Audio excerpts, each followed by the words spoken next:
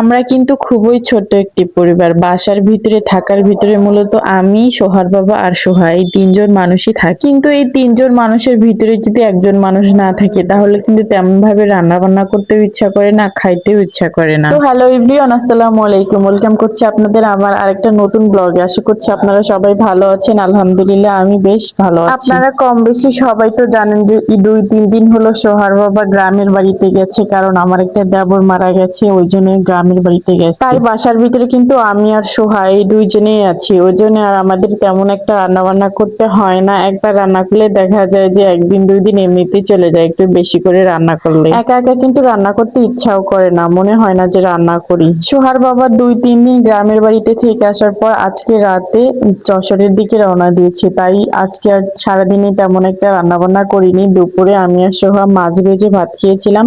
তাই ভাবলাম যে সোহার বাবা যেহেতু আসতেছে আজকে তাহলে রাতে রান্না করব। আমি সন্ধ্যার দিকে সবকিছুই রেডি করে রেখেছিলাম যে সোহাকে ঘুম বানিয়ে আমি তারপর রান্না বান্না শুরু করব। আমি রান্নার জন্য একটু ডিম ভুনা করতে চেয়েছি, শাক ভাজি করব আর এখানে কাঁকরোল ভাজি করব।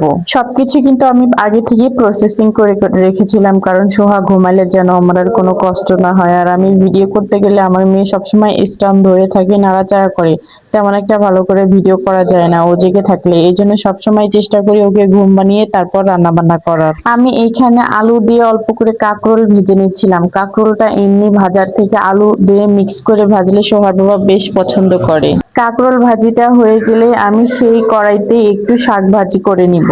আমি এই খাবারগুলো কিন্তু ১২টার পর রান্না করেছি, কারণ আমি জানি সোহার বাবা আস্তে আস্তে সেই ফজরের আজান দিয়ে দিবে।